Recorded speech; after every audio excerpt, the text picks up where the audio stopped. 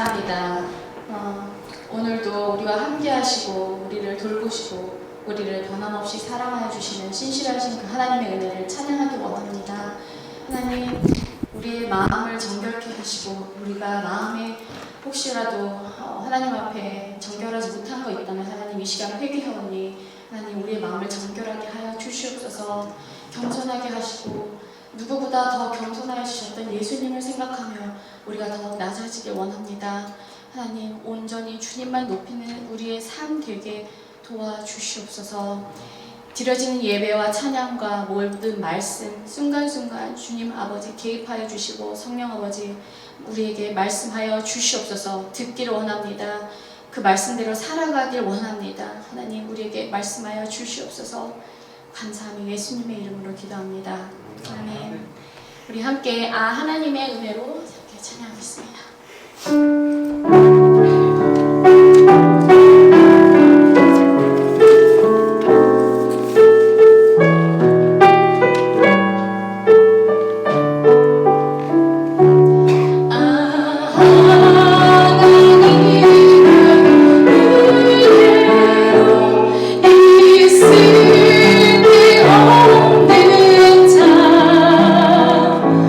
왜 구속하여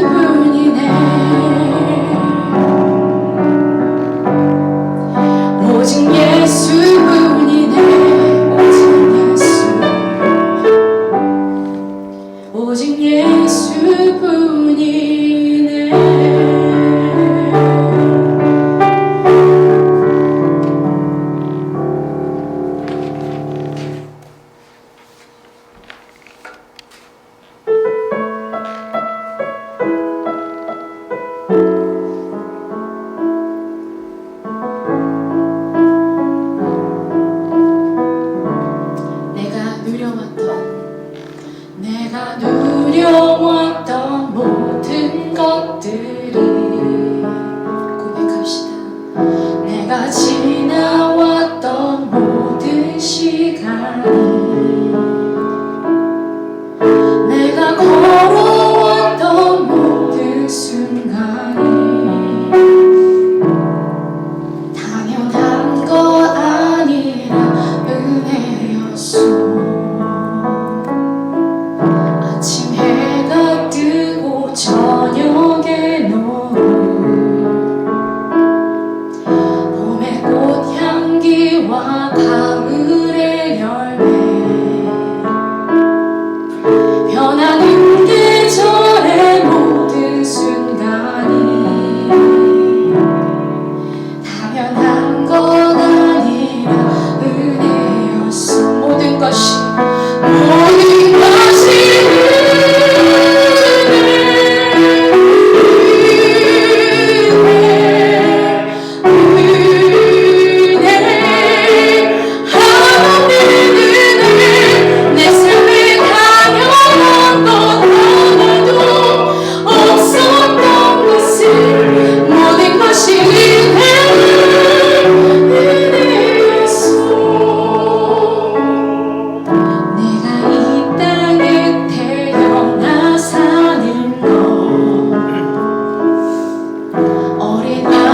시절과 지금까지 숨을 쉬며 살며 꿈을 꾸는 삶 당연한 거 아니라 은혜였소. 내가 하나님의 자녀로 살며 오늘 찬양하고 예배하는 삶 복음을 전할 수 있는 축복이 당연한 것 아니라 은혜였소.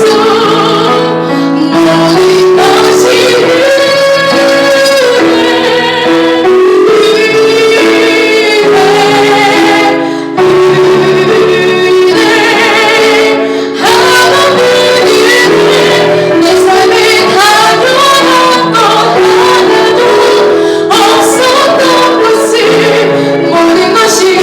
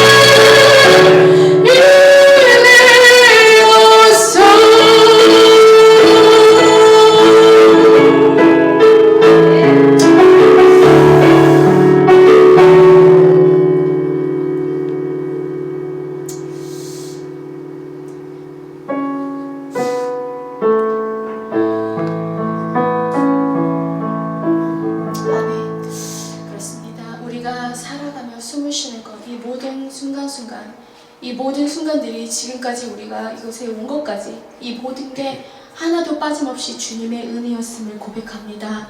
하나님께서 우리의 삶에 간섭하여 주시고 자녀 살아주시고 우리를 사랑하여 주신 그 은혜에 우리 다시 한번 감사하며 그 은혜를 생각하며 또 하나님께 또 그 은혜를 매일 구하며 사는 우리의 삶이 되기를 간절히 소망합니다. 우리 이 시간 함께 하나님의 은혜를 생각하시면서 기도하시겠습니다.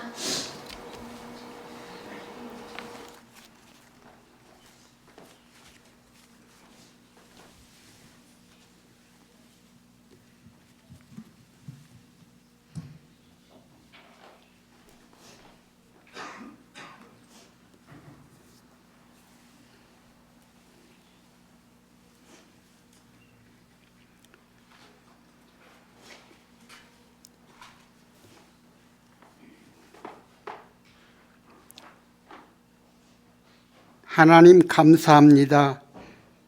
평안과 감사의 마음으로 한 주간을 살게 하시고 이 시간 우리를 주님 전으로 인도하시고 예배드리게 하시니 감사합니다. 우리 마음에 주님을 더욱 사랑하게 하셔서 우리의 이 예배가 충만과 은혜로 가득하게 하시옵소서. 하나님 아버지, 하나님은 우리를 주님의 형상대로 창조해 주셨습니다. 그런데 지금 우리의 형상 안에는 영적인 모습은 쇠약해지고 우리들의 생각과 자아만 가득하려 합니다. 경건의 모양은 있는데 경건의 능력을 부인하는 우리들입니다. 하나님 아버지, 오늘의 이 예배를 통하여 옛 사람의 모습을 벗어버리고 마음의 영을 새롭게 하여 육신의 생각은 사망이요 영의 생각은 생명과 편안임을 깨닫게 하시옵소서. 하나님 아버지, 대수롭지 않게 여겼던 코로나 전염병은 우리를 긴 시간 동안 너무나 힘들게 합니다. 이제는 건강뿐 아니라 우리의 경제적인 문제까지도 어렵게 하려고 합니다. 하나님, 이러한 질병을 연구하는 과학자들에게 더 많은 지혜를 주셔서 더 많은 치료제가 개발되게 하시고 모든 병원체가 소멸되게 하시옵소서. 하나님 아버지, 여러 가지 어려움 때문에 힘들어 하시는 우리 성도님들을 찾아 위로해 주시옵소서. 우리의 희로애락을 주관하시는 아버지 하나님, 우리 성도님들 가정에는 기쁨과 즐거움만 가득하게 하시옵소서. 특별히 하나님께 간절히 기도하는 우리의 합심 기도가 있습니다. 신달균 성도님, 나병 환자가 예수님 찾아와 간청했을 때 그렇게 해주마 대답하시고 깨끗하게 되어라 말씀하셔서 낫게 해주신 예수님, 우리의 사랑하는 형제 신달균 성도님께 간절한 마음으로 예수님 찾게 하시고 그 마음 중심 안에 예수님 구주되게 하셔서 그가 간청할 때에 나병 환자에게 말씀하셨던 역사가 우리 신달균 성도님에게도 있게 해 주시옵소서. 또한 그 가족을 위로하시고 힘들지 않고 용기 잃지 않도록 늘 함께하여 주시옵소서. 지난 주에는 우리 성도님 모두가 귀엽고 예쁜 학생들 한 사람 한 사람의 멘토가 되기를 자원하여 이름을 뽑았습니다. 끊임없는 기도로 잘 성장할 수 있도록 양육하게 하시옵소서. 하나님, 늘 세계 도처가 혼란스럽습니다.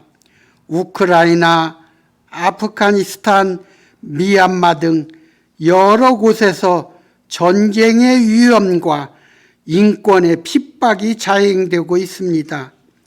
전쟁 없는 평화의 세상이 될 수 있도록 주님 도와주시고 또한 우리의 조국 대한민국을 보살펴 주셔서 남과 북의 평화와 남쪽 대한민국의 화합과 서로의 신뢰가 있게 해 주시옵소서. 이 시간에도 복음을 전하시는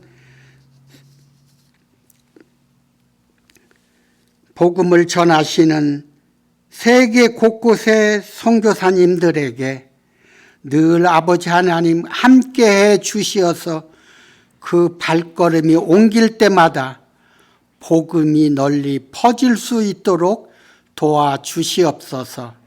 아버지 하나님 세우신 우리 목사님, 이제 말씀 전하실 때에 그 말씀 위에 아버지 하나님의 영적 권능이 넘치게 하시고 우리 모두에게 믿음의 소망이 되게 하여 주시옵소서. 예수님의 이름으로 기도했습니다. 아멘.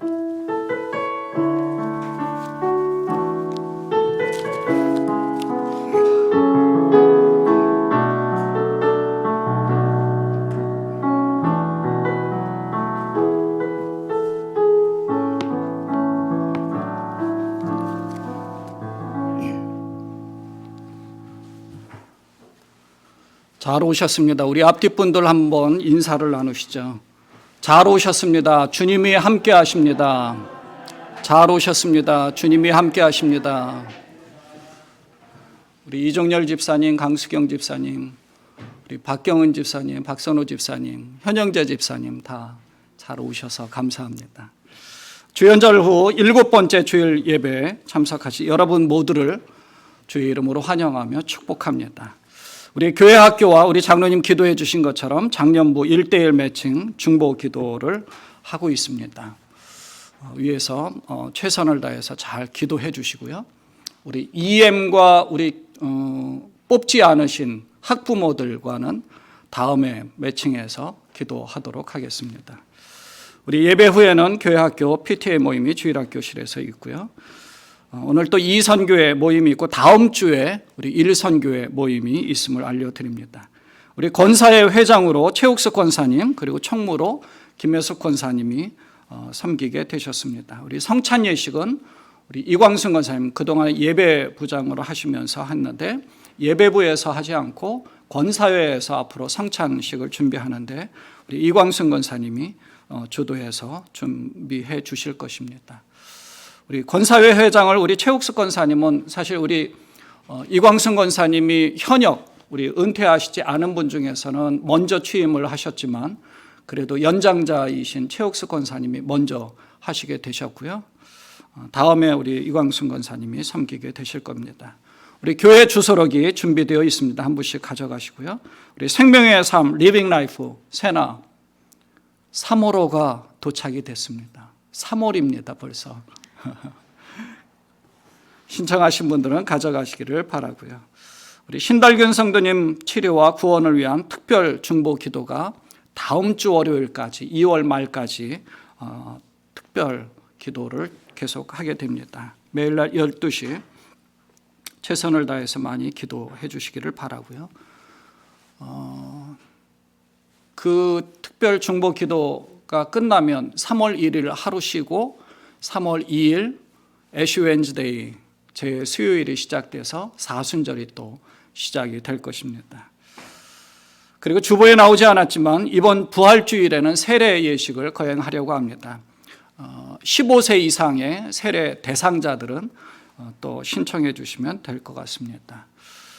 그리고 한 가지 더 광고를 드리면 5월 30일 메모리얼 데이 때는 마지막 주 주일하고 월요일 1박 2일로 저희가 가족 수련회를 계획하고 있습니다. 그래서 크리스천 아카데미에 현재 오미크론이 더 크게 이렇게 확산되지 않는 상황이면 진행이 될 것이고요. 상황이 별로 좋지 않아질 것이면 아마 이제 캔슬이 될 것입니다. 그래도 저희가 큰 변화가 없으면 메모리얼 데이 때 1박 2일로 크리스천 아카데미 우리 박성호 장로님 댁에서는 아마 한 10분 15분 정도 근방에 있을 겁니다. 교회에서는 40분 거리에 있습니다. 미리 다른 계획 잡지 마시고 1박 2일로 크리스천 아카데미 가시는 걸로 생각을 해 주셨으면 좋을 것 같고요.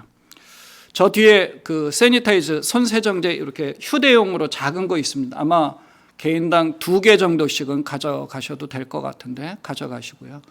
우리 현영자 집사님이 김을 또 준비해 주셨습니다. 그래서 나가실 때 우리 현영자 집사님이 준비해 주신 김을 이렇게 한 묶음씩 받아 가시면 좋겠습니다. 그리고 김을 드시면서 더 기도 많이 해 주시고요. 우리 현영재 집사님 너무 감사해서 또 그렇게 준비를 해주셨습니다. 암송 구절입니다. 시편 23편 5절 말씀을 같이 암송해 보도록 하겠습니다. 시작. 주께서 내 원수의 목전에서 내게 상을 차려주시고 기름을 내 머리에 두르셨으니 내 잔이 넘치나이다. 시편 23편 5절 말씀. 아멘. 이번 주에는 23편 6절 말씀을 또 암송하시면서 또 한 주간 승리하시기를 바랍니다. 같이 한번 읽겠습니다. 시작. 내 평생의 선하심과 인자하심이 반드시 나를 따르리니 내가 여호와의 집에 영원히 살리로다. 시편 23편 6절 말씀. 아멘. 봉헌 찬송 213장 3절 나의 음성 들으니 부르시면서 예물을 봉헌하도록 하겠습니다.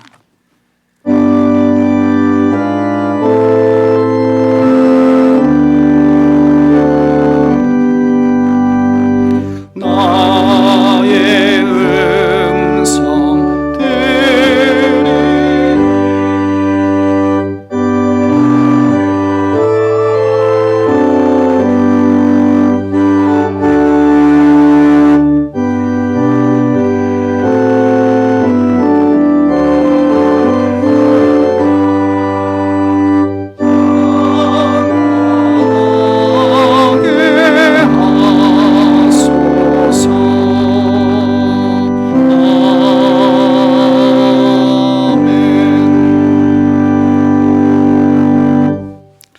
참 좋으신 하나님, 하나님의 은혜를 기억하게 하시고 늘 묵상하게 하시며 하나님께 찬송과 영광을 올려드리게 하심을 감사드립니다. 모든 것이 하나님의 은혜인 줄 압니다. 우리가 이 땅에 사는 것도, 건강한 모습으로 살아가는 것도, 여러 가지 고통과 아픔 가운데 있다 할지라도 오직 여호와의 구원 가운데 임하여 그리스도의 십자가를 통해 구원받은 자의 삶을 살게 하심을 참으로 감사하며 이 모든 것이 하나님의 은혜임을 고백하며 감사, 찬양, 영광 올려드리옵나니 우리 하나님 홀로 영광을 받아 주옵소서. 우리의 마음을 모아서 주님 앞에 나왔습니다. 목소리 높여 음성을 드리고 주님을 찬송하며 그리스도를 증거하며 그리스도의 복음을 널리 외치는 그러한 목소리로 주의 영광을 드러내고 있사오니 우리 하나님 영광 받으시고 우리 모두에게는 큰 기쁨이 되는 우리의 삶이 되게 하여 주옵소서. 빈손으로 나오지 아니하고 정성을 다하여 준비한 예물을 주님 앞에 드리옵나니 주께서 받아 주옵소서. 10의 1조를 드리고 이 모양 저 모양의 감사 예물로 아직 기도에 대한 응답을 받지 못했을지라도 감사하는 마음으로 믿고 주님 앞에 감사를 드렸습니다.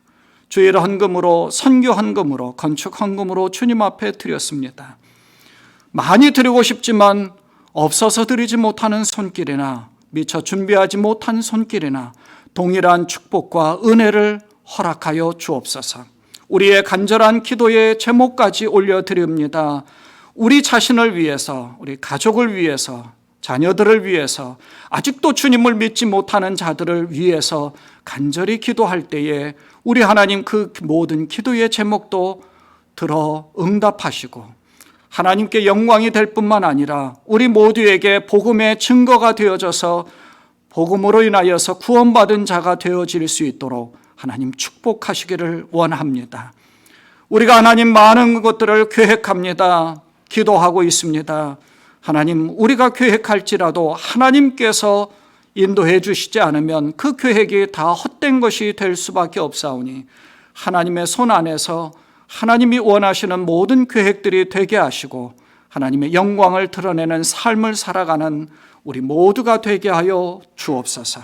하나님 앞에 모든 것을 드리옵나니 주께서 흠양하시고 이 모든 것이 하나님 나라의 확장과 하나님의 영광을 드러내는 곳에 사용되어지는 우리의 모든 것 되게 하여 주옵소서. 우리 주님 예수 그리스도의 이름으로 감사하며 축복하며 기도드리옵나이다. 아멘. 사도신경으로 우리의 신앙을 고백합니다. 나는 전능하신 아버지 하나님 천지의 창조주를 믿습니다. 나는 그의 유일하신 아들 우리 주 예수 그리스도를 믿습니다.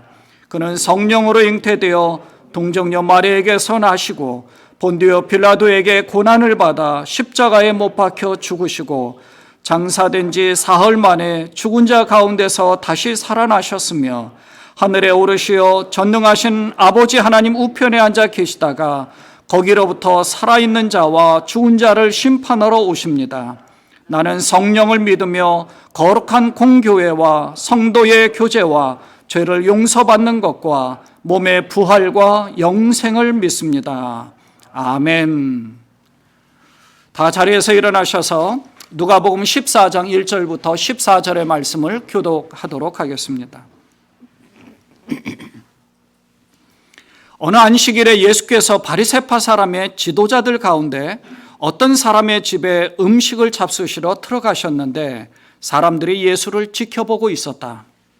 그런데 예수 앞에 수정병 환자가 한 사람이 있었다. 예수께서 율법 교사들과 바리새파 사람들에게 물으셨다. 안식일에 병을 고치는 것이 옳으냐 옳지 않으냐? 그들은 잠잠하였다. 예수께서 그 병자를 손으로 잡아서 고쳐주시고 돌려보내신 다음에 그들에게 말씀하셨다. 너희 가운데서 누가 아들이나 소가 우물에 빠지면 안식일에라도 당장 끌어내지 않겠느냐? 그들은 이 말씀에 대답할 수 없었다. 예수께서는 초청을 받은 사람들이 윗자리를 골라 잡는 것을 보시고 그들에게 비유를 하나 말씀하셨다. 내가 누구에게 혼인잔치에 초대를 받거든 높은 자리에 앉지 말아라. 혹시 손님 가운데서 너보다 더 귀한 사람이 초대를 받았을 경우에 너와 그를 초대한 사람이 와서 너더러 이분에게 자리를 내드리시오 하고 말할지 모른다. 그러면 너는 부끄러워하며 가장 낮은 자리로 내려앉게 될 것이다. 내가 초대를 받거든 가서 맨 끝자리에 앉아라. 그리하면 너를 정한 사람이 와서 너더러 친구여 윗자리로 올라 앉으시오 하고 말할 것이다. 그때에 너는 너와 함께 앉은 모든 사람 앞에서 영광을 받을 것이다. 누구든지 자기를 높이면 낮아질 것이요 자기를 낮추면 높아질 것이다. 예수께서는 자기를 초대한 사람에게도 말씀하셨다. 내가 점심이나 만찬을 베풀 때에 내 친구나 내 형제나 내 친척이나 부유한 이웃 사람들을 부르지 말아라. 그렇게 하면 그들도 너를 도로 초대하여 내게 대갚아 내 은공이 없어질 것이다. 잔치를 베풀 때에는 가난한 사람들과 지체에 장애가 있는 사람들과 다리 저는 사람들과 눈먼 사람들을 불러라. 그리하면 내가 복될 것이다. 그들이 내게 갚을 수 없기 때문이다. 의인들이 부활할 때에 하나님께서 내게 갚아 주실 것이다. 아멘. 살아계신 하나님의 말씀입니다. 자리에 앉아 주시기 바랍니다.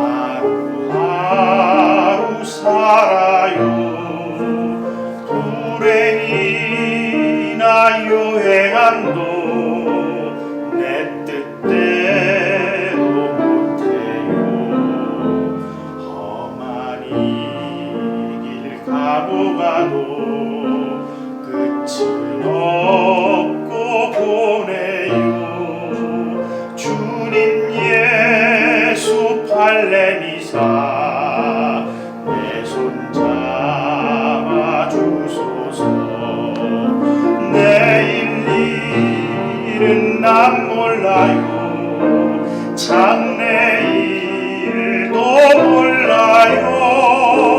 아버지여 날 붙드사 평탄한 길 주옵소서.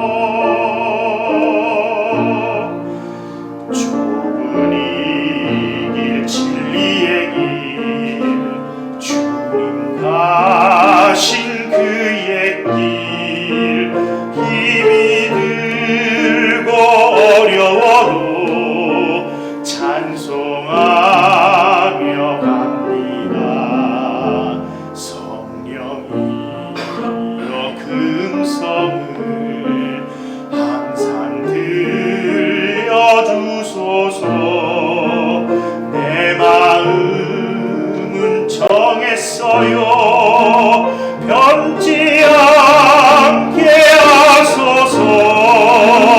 내일 일은 난 몰라요. 장래일도 몰라요.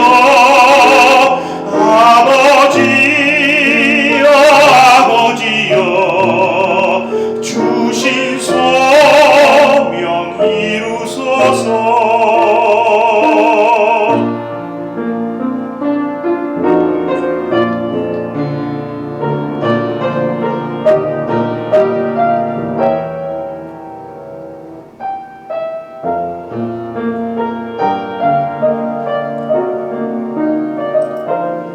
만왕의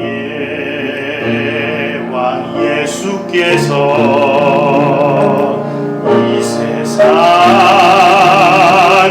오셔서 만 백성을 구속하니 참구주가 되시네. 순교자의 본을 받아 나의 믿음 지키고 순교자의 신앙 따라 이 복음을 전하세. 불과 같은 성령이여 내 맘에 항상 계셔. 천국 가는 그날까지 주여 지켜 주옵소서. 불과 같은 성령이여 내 맘에 항상 계셔. 천국 가는 그날까지 주여 지켜 주옵소서. 주여 지켜 주소서.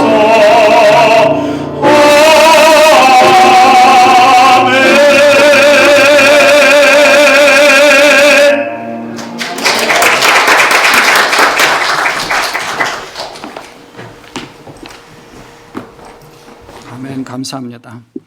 오늘 본문의 말씀으로 하나님 나라에 합당한 삶이라는 제목으로 말씀을 전하도록 하겠습니다. 1392년 이성계가 조선을 건국했습니다.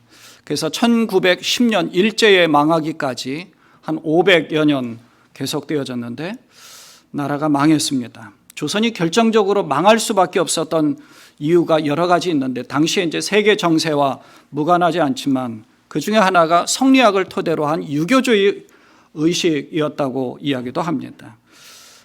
유교적인 의식은 사실 명분을 더 중요시하고 또 체면 문화가 있었고 또 뭔가 기득권을 유지했던 양반들의 그런 모습들이 조금 있었죠. 당시의 세계 정세는 중국의 청나라가 세력을 확장해 가고 있었던 데 반해서 조선은 청나라는 오랑캐다. 그러니 명나라를 계속 관계를 유지해야 된다라고 그 관계를 고집하다가 결국 청나라에 의해서 어려움을 많이 당하게 되었었죠.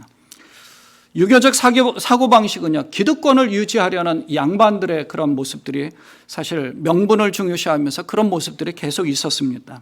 그런 측면에서 본다면 유대교도 사실 망할 수밖에 없었던 이유들은 기존의 율법을 계속 나가면서 그걸 통해서 기득권을 계속 유지해 가려고 하는 그런 모습들이 있었던 것이죠. 다윗과 솔로몬의 통일 왕국이 가장 부강한 나라로 자리 잡았었는데 당시에 세계 최강의 군사력을 가진 그런 다윗 왕국도 솔로몬 말년부터 시작된 불순종과 기득권의 그 유지 체제는 결국 나라가 둘로 나뉠 뿐만 아니라 멸망하고 말았습니다. 당시에 이제 로마 제국의 식민지하였던 예루살렘 성전에 있었던 제사장들도 역시 기득권을 계속 유지하면서 부정부패가 계속되었고 예수님은 성전에서 그러한 부정부패가 일어난 것을 뒤엎으려는 그리고 크게 화를 내시는 그런 모습을 우리가 볼 수가 있죠. 누가복음 13장에서는 누가는 유대교가 어떻게 해서 망할 수밖에 없는지를 우리에게 가르쳐 줍니다. 메시아로 오신 예수님이 유대교가 아니라 하나님의 나라, 새로운 공동체, 새로운 질서가 왜 필요한지를 그것을 가르쳐 줍니다. 그래서 싹을 틔우고 성장시켜가는 것을 우리에게 가르쳐 주는데요. 결국은 세상적인 나라는 망할 수밖에 없지만 하나님의 나라는 어떠한 모습으로 만들어지는지를 우리에게 가르쳐 준 겁니다. 망할 수밖에 없었던 이유는 사실 우리가 주중에 말씀 묵상을 통해서 말씀을 나누기는 했지만 간단하게 말씀을 드리면요. 13장에 보면 18년 동안 병마에 시달리고 있던 여자를 안식일에 고쳐준 사건이 나옵니다. 13장 10절부터 13절에 보면 예수께서 안식일에 회당에서 가르치고 계셨다. 말씀을 증거하고 있었습니다. 예수님의 오신 목적이 무엇이냐 하면 하나님의 나라를 선포하고 증거하는 것입니다. 그 하나님의 나라는 우리 사람의 중심입니다. 하나님이 영광 가운데서 하나님이 중심이 되어서 사람과 함께 하나님의 형상을 가진 우리 인간이 뭔가 하나님의 형상을 회복하는 것이 하나님의 나라입니다. 예수님께서 이 여자를 보시고 가까이 불러서 고쳐주셨습니다. 손을 얹으셔서. 새 번역에는 병마에 시달린다라고 번역을 했지만 개역 개정에서는 귀신 들려 앓으면서 꼬부라졌다라고 번역을 했는데 이 말 뜻은 허리가 굽어서 몸을 조금 더 펼 수가 없었죠. 위축되어져 있었던 겁니다. 영적으로 보면 병마에 시달리는 것뿐만 아니라 영적으로 억압되어져 있어서 마음껏 자유를 누리지 못하는 그런 상태를 표현한 거죠. 그러니까 억압되어 있는 이 사람의 영을 예수님께서 활짝 열어주셔서 해방시켜 준 겁니다. 이게 하나님의 나라를 이루어 가시는 하나님의 방법이죠. 그러니까 귀신 들려 알았다는 말로 마귀가 그 여자를 억압하고 있었는데 그것이 활짝 펼쳐져서 자유함을 얻게 된 겁니다. 그러자 이 여자는 하나님께 영광을 돌렸습니다. 하나님을 찬양하고 하나님께 영광을 돌렸습니다. 근데 유대교에 속한 회당장이 그 회당을 관리하고 있던 회당장이 크게 화를 냅니다. 왜 화를 내세요? 안식일에 이런 일을 하면 안 된다는 겁니다. 가뜩이나 예수님이 별로 못마땅한 마음도 아마 있었을 겁니다. 예수님이 행하신 모든 소식도 많이 들었겠죠. 회당장이 화를 냅니다. 분개하면서 무리에게 말하였다. 일을 해야 할 날이 엿새가 있으니 엿새 가운데 어느 날이라도 하면 되는데 왜 굳이 안식일에 와서 이렇게 했느냐라고 얘기하죠. 주님께서 그에게 대답하셨습니다. 너희 위선자들아. 개역개정에서는 외식하는 자들이라고 이제 번역을 했는데 새 번역에서는 너희 위선자들이라고 분명하게 질타하십니다. 너희는 저마다 안식일에도 소나 나귀를 외양간에서 풀어내어 끌고 나가서 물을 먹이지 않느냐? 예수님 너무 기가 막힌 거죠. 자기 소나 나귀에게 물을 먹이신 것은 율법을 어긴 것이 아니고 사람을 고친 것은 율법을 어긴 것이냐라고 질타한 겁니다. 사람이 당연히 중요하죠. 사람의 영혼이 예수님의 관심은 사람의 영혼에게 있었으니까 영혼이 중요한 겁니다. 영혼이 활짝 어떤 제도나 어떤 규율이나 혹은 율법보다도 더 중요한 거예요. 그 율법의 완성은 사실 예수님께서 하신 거거든요. 복음이 증거되어지는 것이 율법의 완성입니다. 그 영혼이 완전히 자유로워지면서 하나님께 영광 돌리면서 하나님과 교통하고 하나님과 가까이 하게 되는 것이 더 중요한 것이죠. 근데 결과적으로 사람을 살리는 것보다는 율법을 지켜야 하는 것이 우선이라고 되어지는 이 회당장의 말에 예수님 기가 막혔던 거죠. 누가는 그것을 지적하면서 유대교가 쇠퇴할 수밖에 없고 그리고 망할 수밖에 없는 이유는 바로 여기에 있다는 것을 가르쳐 준 겁니다. 그렇게 호통을 치신 예수님이 18절에서 하나님의 나라를 이제 설명을 하신 겁니다. 13장 18절에 보면 하나님의 나라는 무엇과 같은가? 그것을 무엇에다가 비길까? 하나님의 나라를 사실 어떻게 설명을 해야 될까 하고 우리에게 가르쳐 주면서 겨자씨 비유와 누룩의 비유를 말씀하셨습니다.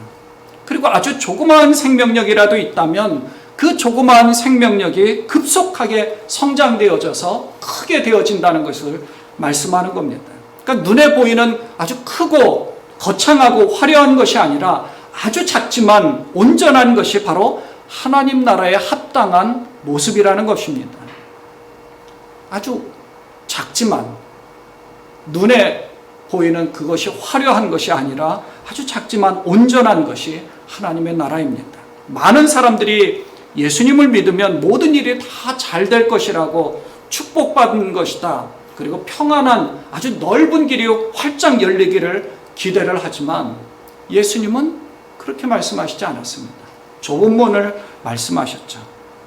구원과 생명의 길은 고난을 통과해야만 지나갈 수 있는 아주 좁은 문입니다.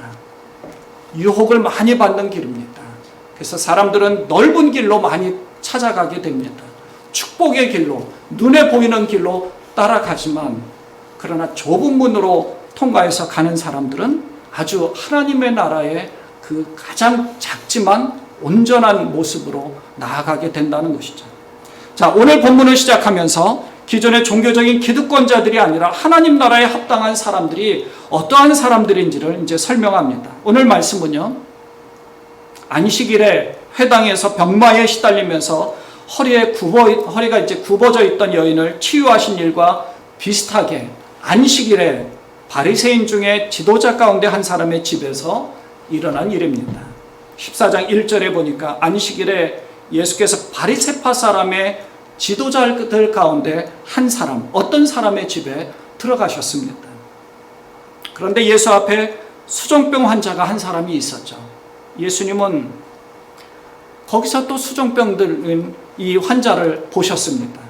그러니까 바리새파 지도자 중에 한 사람이다. 그러면 여러분 많이 들어보신 산헤드린 공의회 회원, 아마 이렇게 좀 높은 위치에 있는 사람일 것입니다. 근데 여기에 수종병 걸린 사람 한 사람이 있었어요. 수종병이라는 건 이제 몸에 복수가 차고 이 과도하게 물이 차서 자칫 잘못하면 목숨을 잃는 아주 불치병입니다. 이 환자가 이미 고통을 많이 당했을 것입니다. 이때 예수님이 율법 교사들과 바리새인파 사람들에게 의도적으로 물어봐요. 3절에 보니까 예수께서 율법 교사들과 바리새파 사람들에게 물으셨다. 이전에 있었던 수종병 걸린 사람도 고쳤잖아요. 자, 그런데 안식일에 병을 고치는 것이 옳으냐 옳지 않느냐. 이전에 이 허리 굽은 사람도 고치셨는데 이 수종병 걸린 사람도 지금 안식일인데 지금 이 사람을 고칠까 말까 하고 물어본 겁니다. 뭐라고 그러겠어요? 대답을 못하죠. 그들은 잠잠했습니다. 그때 바로 이런 말씀을 하신 겁니다. 5절에 보니까 그들에게 말씀하셨다. 너희 가운데서 누가 아들이나 소가 우물에 빠지면 안식일이라도 당장 끌어내지 않겠느냐? 자, 여러분들 생각은 어떻습니까? 안식일 예배에 이렇게 앉으셨습니다. 우물에 누군가가 쓰러진다 그러면 지금 예배 시간이니까 경건하게 있어야 된다라고 계속 예배를 드리실까요? 누가 자기 아들이 우물에 빠졌는데 안식일이라고 아무리 율법을 잘 지키는 이 회당장이든 혹은 율법 교사들이든 서기관들이든 자기 아들이 물에 빠졌으면 아마 구했을 거예요. 그리고 예수님은 우리에게 정말 중요한 말씀을 제가 말씀드리려고 하는 것을 여러분에게 전하려고 하는 이것을 이제 말씀한 겁니다. 이 말씀이 유대교와는 전혀 다른 하나님의 새로운 질서, 하나님 나라의 이야기라는 겁니다. 두 가지를 말씀해 주셨는데 하나는 초대를 받은 사람들에게 하신 말씀이고 또 하나는 초대를 한 사람에 대한 이야기입니다. 이 두 사람에게 예수님이 이제 비유로 말씀하시고 두 가지 이유를 이야기를 해주시면서 하나님의 나라가 과연 어떤 모습이고 우리는 과연 어떤 모습으로 세상을 살아야 하는가를 가르쳐 준 겁니다. 첫째는 높은 자리와 낮은 자리 이제 비유입니다. 예수님이 초대를 받은 곳은 산헤드린 공의회와 같은 아주 높은 신분의 지도자급 사람의 가정이었습니다. 수종병 걸린 사람을 고쳐주신 다음에 가만히 보니까 사람들이 초대되어 왔을 때 다 높은 자리에 가서 앉는 거예요. 그래서 만일 혼인잔치에 초대를 받으면 높은 자리에 앉지 말라라고 하시면서 이렇게 말씀하신 겁니다. 8절과 9절에 보니까 내가 누구에게 혼인잔치에 초대를 받거든 높은 자리에 앉지 말아라. 혹시 손님 가운데서 너보다 더 귀한 사람이 초대를 받았을 경우에 너와 그를 초대한 사람이 와서 너더러 이분에게 자리를 내드리시오라고 말할지 모른다는 겁니다. 그러면 너는 부끄러워하며 가장 낮은 자리로 내려앉게 될 것이다. 자, 이 말씀을 가만히 보면요, 그냥 민망한 상황에 처할지 모르니 높은 자리에 앉지 말고 좀 구석에 앉아라. 인간 처세술에 관한 말씀인 것처럼 보이죠. 예, 그런 의도도 아마 있을 겁니다.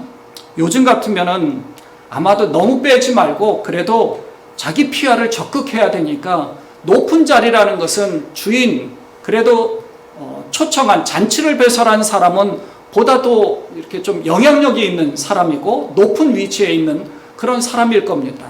재산도 있으니까 큰 잔치도 베풀었을 겁니다. 그러면 자기 피아를 위해서 적극적으로 이 주인 옆에 와서 앉으려고 하겠죠. 요즘 세상은 그런 세상입니다. 그런데 이 말씀은요, 좀 더 이렇게 깊이 묵상하다 보면 우리에게 근원적인 하나님의 나라가 어떠한 모습인지를 우리에게 가르쳐 주는 겁니다. 단순하게 인간 처세술을 가르쳐 주면서 그냥 겸손하라라는 것을 강조한 것보다 더 깊은 의미를 예수님이 가르쳐 준 것이라고 저는 분명히 믿습니다. 여기 보면요, 초대된 사람들은 대부분 바리새인들입니다. 바리새인들은요, 죄인들과 함께 앉아서 식사를 하지 않기 때문에 바리새인들을 주로 초대를 했겠죠. 바리새인들은요, 스스로 높이는 자들입니다.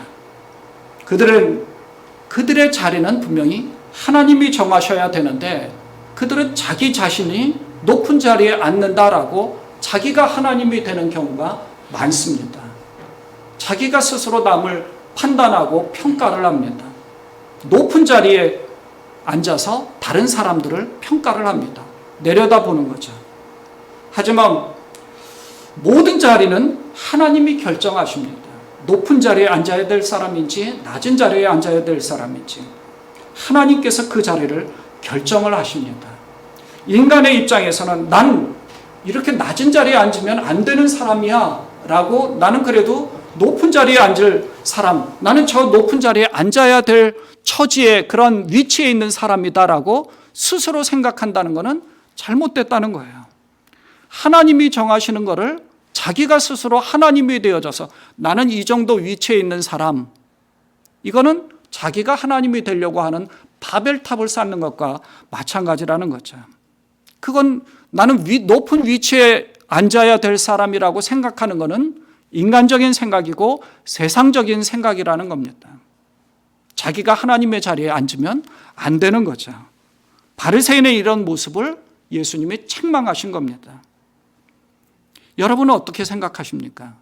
이게 비유가 맞을지 모르지만 나는 그래도 장로감인데 내가 이렇게 평신도로 있으면 안 되는데 나는 그래도 이렇게 앉아 있을 사람이 아니야, 이렇게 생각하는 분은 없으십니까? 죄송합니다. 이렇게 장로감이라는 말 자체가 제가 별로 좋아하는 말은 아니지만 내가 없으면 이 교회가 어떻게 될지 모른다. 그러니 내가 이 교회를 꼭 지켜야 돼. 이렇게 생각하는 것도 하나님이 정해주신 생각이 아니라 내 스스로 생각한다는 겁니다. 이건 잘못된 거죠. 책임감과 자기 스스로 하나님의 위치에 있는 것과는 분명히 다릅니다. 제가 말씀드리는 요지는 세상적인 판단 기준이 세상에서 교회로 들어오면 안 된다는 겁니다. 하나님의 나라는 돈이 많으니까, 나는 헌금을 많이 하니까 내가 장로를 할 수 있다라고 생각하는 건 잘못된 거죠. 만일 그렇다면 돈이 지배하는 교회가 될 수 있는 겁니다. 나는 그래도 세상에서 국회의원쯤 되니까, 나는 세상에서 그래도 뭔가 높은 위치에 있으니까 교회에서도 나도 한 자리 할 수 있다라고 생각한다는 것은 하나님의 나라에 합당하지 못한 모습이에요. 그건 자기 스스로가 하나님의 위치에 앉는다는 겁니다. 이러면 안 되는 거죠. 하나님의 나라의 질서는요, 하나님이 영광을 받으시고 하나님이 정해주신 곳에 최선을 다하고 거기에서 하나님과 교제하는 것, 하나님께서 맡겨주신 일에 하나님의 나라를 위하여서 최선을 다하는 모습을 가지는 것이 바로 하나님 나라에 합당한 모습이라는 겁니다. 5달란트 받은 사람도 있어요. 2달란트 받은 사람도 있고요. 1달란트 받은 사람도 있고요. 모두가 다 1달란트 남겼다면 주님은 크게 칭찬을 하셨을 겁니다. 5달란트 받은 사람이나 2달란트 받은 사람이나 동일한 축복을 받았어요. 동일합니다. 같은 말로 같은 상급을 받은 거예요. 그러면 1달란트 받은 사람도 최선을 다해서 1달란트를 남겼다면 주님은 5달란트 받은 사람과 동일하게 칭찬하시고 축복하시고 그리고 상급을 허락하셨을 겁니다. 근데 1달란트 받은 사람은 자기가 하나님의 위치에 선 거죠. 잘못 생각한 겁니다. 5달란트 받은 사람이나 2달란트 받은 사람은 동일하게 내게 맡겨주신, 하나님이 내게 맡겨주신 사명이니까, 그리고 나의 이 위치는 이 정도니까 거기에 대해서 최선을 다한 겁니다. 그것이 바로 하나님 나라의 합당한 모습이라는 거죠. 하나님은 여러분에게 분명히 맡겨주신 사명이 있고 하나님의 나라에 합당한 모습으로 여러분에게 재능도 주셨고 그만큼의 상급도 예비하고 계십니다. 그러면 여러분이 앉은 자리에서, 여러분이 위치한 자리에서, 여러분의 가정이든 혹은 여러분이 일하시는 일터에서 하나님의 나라에 합당한 모습으로 최선의 삶을 살아가신다면 그만큼 하나님은 동일하게 모든 분들을 축복하시고 상급을 허락하실 줄 분명히 믿습니다. 하나님은 그런 마음으로 하나님 나라를 이어가라고 말씀하신 겁니다. 두 번째는 이제 초대한 사람에게 말씀하신 겁니다. 바리새파의 지도자급인 이 사람은 사람들을 초대할 때는 부유하고 높은 위치에 있는 사람들을 많이 초대했을 거예요. 세상적으로 보면 높은 위치에 있는 사람들과 세상적으로 보면 일종의 이제 거래를 많이 하잖아요. 그리고 내가 이렇게 뭔가를 보여줍니다. 나는 돈이 많으니까, 나는 이 정도 위치에 있으니까. 그리고 사람들을 초대해서 잔치를 배설합니다. 사람들도 왔어요. 그럼 그런 자리에 와서는 어쩌면 인간적인 어떤 청탁을 의지하는 경우도 많고요. 청탁하려고 뭔가 뒷꿍꿍이가 있는 거 아닙니까? 이런 잔치를 배설해서 저 사람을 초대해서 여기서 뭔가 거래를 성사해야 되겠다. 혹은 뭔가 내 한 자리를 좀 부탁을 해야 되겠다. 잔치를 배설했습니다. 높은 자리에 있는 사람이 왔어요. 그리고 와서 뭔가 기대를 하겠죠. 근데 예수님은 여기에서 이런 말씀을 하십니다. 13절과 14절에서 잔치를 베풀 때에는 가난한 사람들과 지체에 장애가 있는 사람들과 다리 저는 사람들과 눈먼 사람들을 불러라. 그리하면 내가 복될 것이다. 이게 무슨 복이 있을까요? 그들이 내게 갚을 수 없기 때문이다.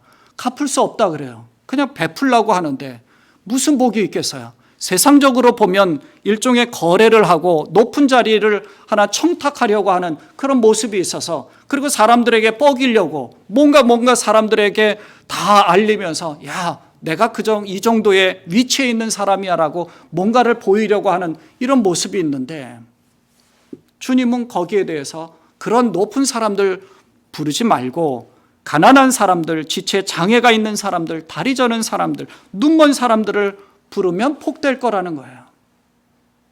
왜냐하면 그들이 내게 갚을 수 없기 때문이다.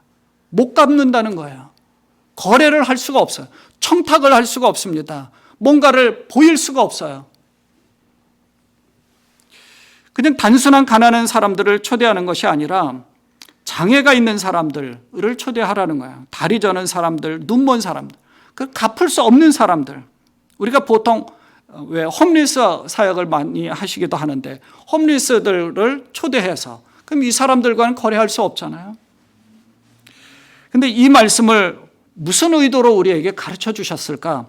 이 뒷부분을 보면 의인들이 부활할 때, 마지막 때를 얘기하는 겁니다. 하나님께서 내게 갚아주실 것이다.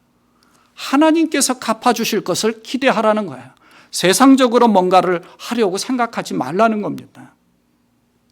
가끔 우리는 그럴 때가 있어요. 하나님, 내가 주님을 위하여서 열심히 사역합니다. 그러니 내게 축복해 주십시오.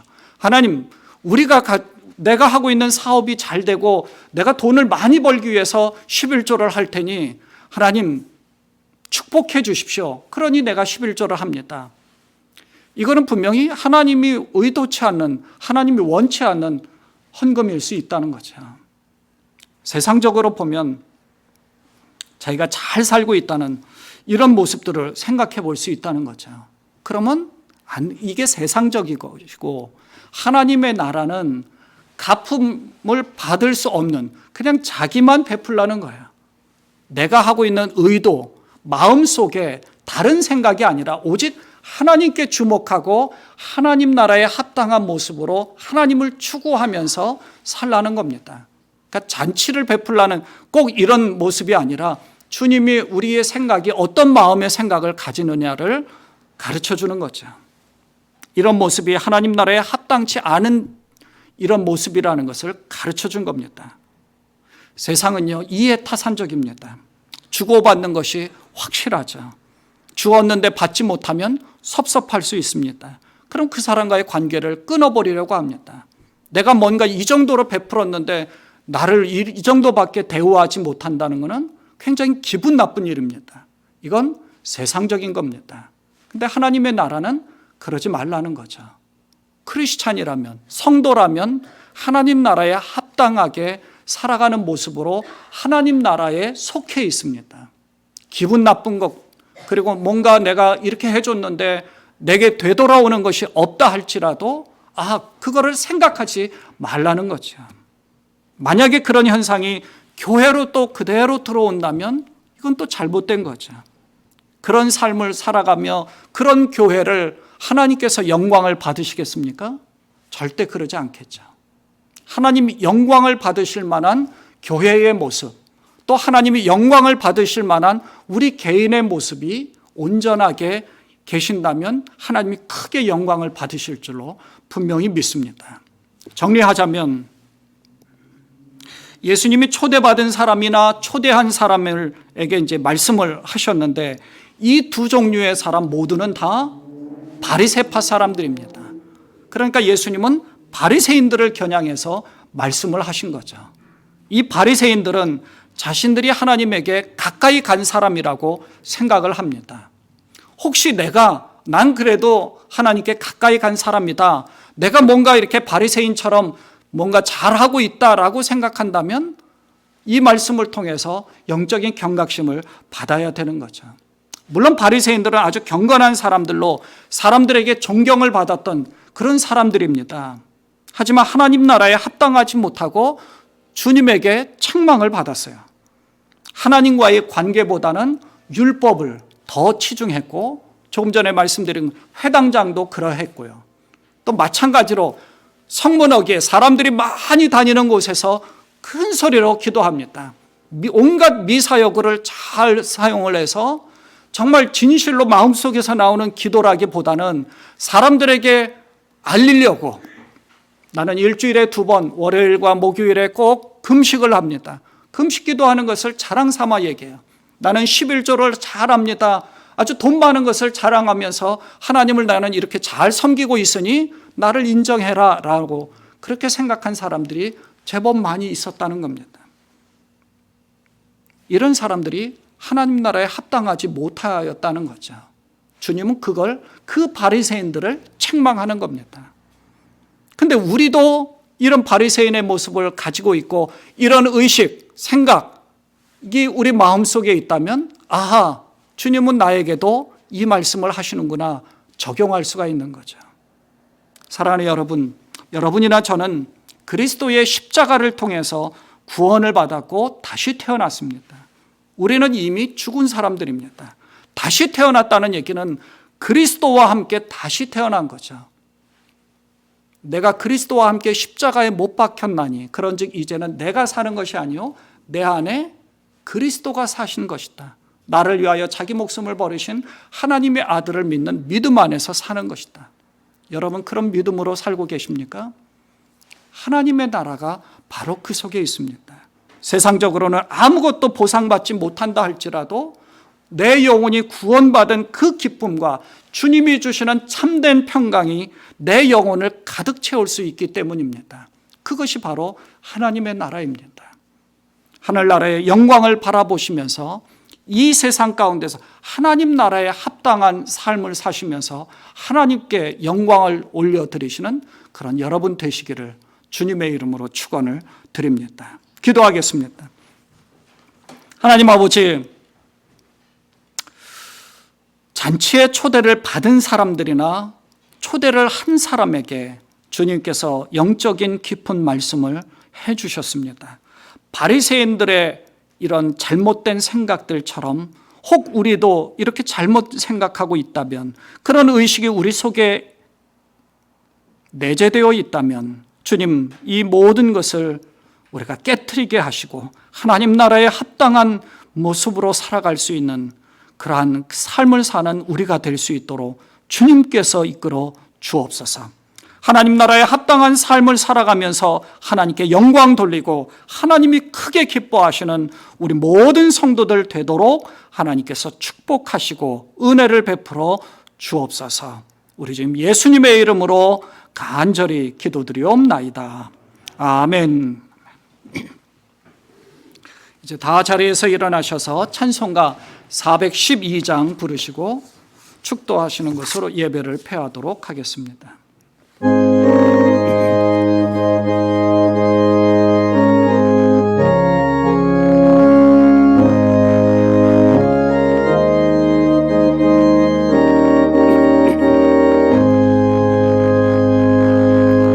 내 영혼의 그 깊은 데서 맑은 가락이 울려나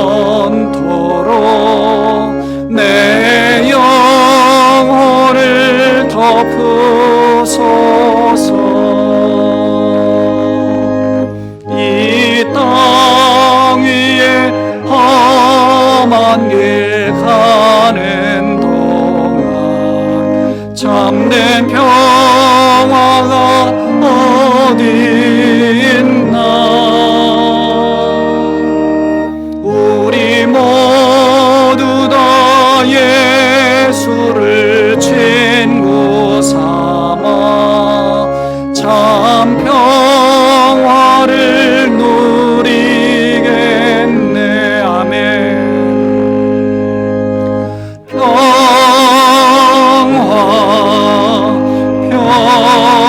평화로다.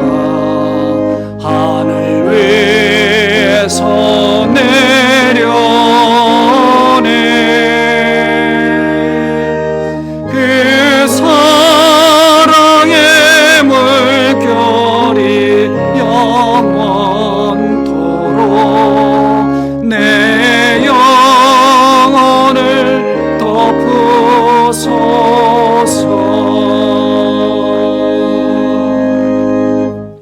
이제는 우리 주 예수 그리스도의 은혜와 아낌없이 독생자를 보내주신 하나님 아버지의 무한하신 사랑하심과 우리와 늘 함께 하시는 성령님의 내주 위로 교통하심의 역사가 하나님의 나라에 합당한 자의 모습으로 세상적인 것이 아니라 하나님이 원하시는 삶의 그 목표를 가지고 하나님 말씀 가운데 거하며 하나님 나라에 합당한 시민권자를 가진 자의 모습으로 이 세상을 살아가기를 원하여 다짐하는 당신의 사랑하는 모든 자들 머리머리 위에 저들의 가정과 자녀들과 그리고 하고 있는 모든 일터와 병들어 누워 하나님 앞에 간절한 마음으로 구원과 치유의 은혜를 간구하고 사모하며 주님 앞에 매달리는 신날균 성도님 머리 위에 이제로부터 영원까지 함께 하옵시기를